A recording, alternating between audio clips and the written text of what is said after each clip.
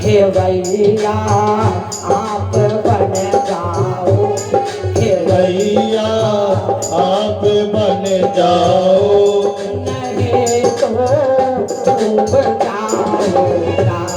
खेवैया आप बन जाओ, नहीं तो डूब जाएगा।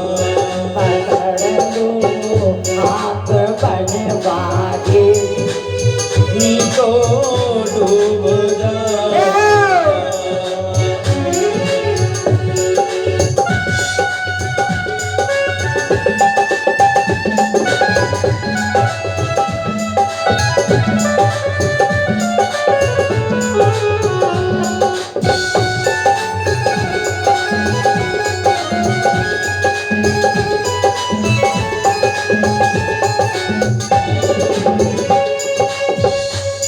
धरी है पाप की गठरी मेरे शीशे के ऊपर, हरी है पाप की गठरी मेरे सिर के ये ऊपर, भजन इतना बड़ा भारी, भजन इतना बड़ा भारी, इसी से डूब जाएगा।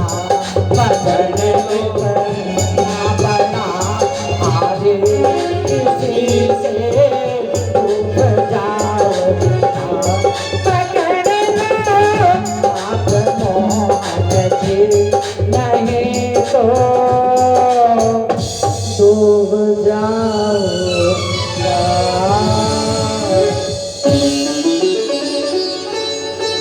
अपनी ग्रस्त की डोरी भगवान के हाथ सौंप, मैं हटा दो। जिस दिन मैं और मोर हट जाएगी, मेरा बेटा, मेरा घर, मेरा मकान, मेरी पत्नी, ये मैं हट गई तो माया हट गई। और माया मैं और मोर तोड़ते माया यही बस की जीव निकाया।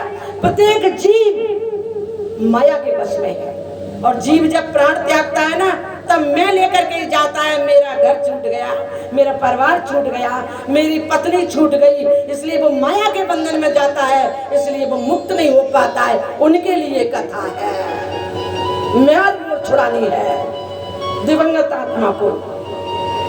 मानते हो?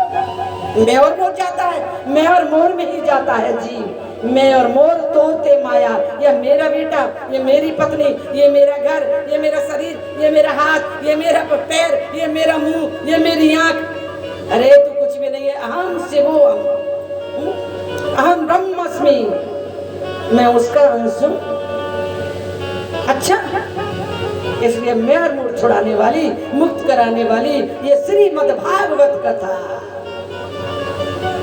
आइए श्रीमद् भागवत कथा को किस दृष्टि से सुनना चाहिए, दृष्टि कौन सी हो, किस भावना से सुनना चाहिए। पहले तो भाव चेंज करेंगे, आपका कोई भाव होगा, उस भाव से सुनेंगे, तभी तो आपको कुछ मिलेगा। भाव नहीं है जिस हृदय में, भाव बिन पशु समान, और भाव हो तो आ मिलते हैं घर बैठे भगवान। तो किस भाव से? अब ये बहन जी नहीं है व्यासपीठ पर, अब वो भाव चेंज कर दीजिए। इस समय व्यासाय विष्णु रूपा। अब आप सोचेंगे विष्णु भगवान पुरुष है, तो वो मोहिनी भी बने हैं, वो स्त्री भी है, वो पुरुष भी है। शिव कथा करते हैं तो कहते हैं कि शिव जी पुरुष हैं, तो वो अर्धनारीश्वर भी हैं, वो जगदम्बा का भी रूप है उनके अंदर, वो सर्वेश्वर है, सर्वरूप है, सर्व अंतर्यामी है। इसलिए पहले आप अपना भाव बदल दें। किस भावना से सुने कि हमारे जीवन में परिवर्तन आ जाए। क्या जीवन बिगड़ रहा है, इस भावना से कि मेरा जीवन बिगड़ रहा है, हमारे जीवन में परिवर्तन आ जाए, तो कथा है। इस भावना से अगर आपने सुनी तो आपकी व्यथा मिट जाएगी, आपके जीवन में परिवर्तन आ जाए। और दूसरा, गोविंद के चरणों में प्रीति हो जाए।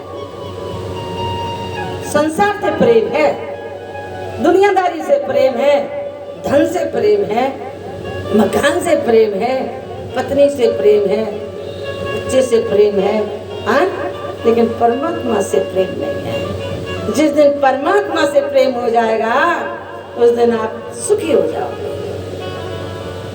ये प्रेम नहीं है। स्त्री से प्रेम है तो वो काम है,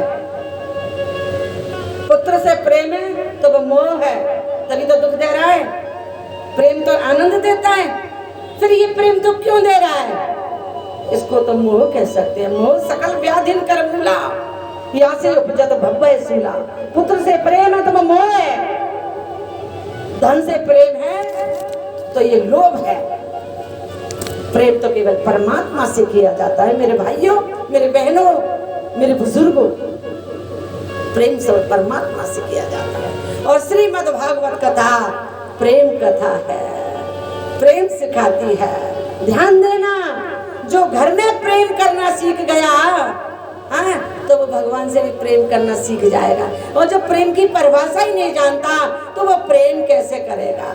चलो हम तो परमात्मा के प्रेम की बात पर आते हैं। परमात्मा से प्रेम कैसे हो?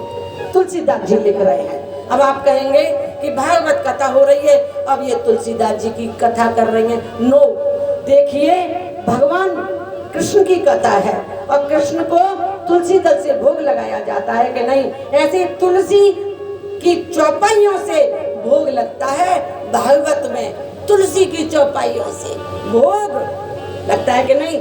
आइए सबसे पहले हम तुलसी का भोग लगा देते हैं कि परमात्मा से प्रेम कैसे होगा। तुलसी कह रहे हैं, भोग लग गया तुलसी का कि जान जाने बिन नहीं कोई परतीति।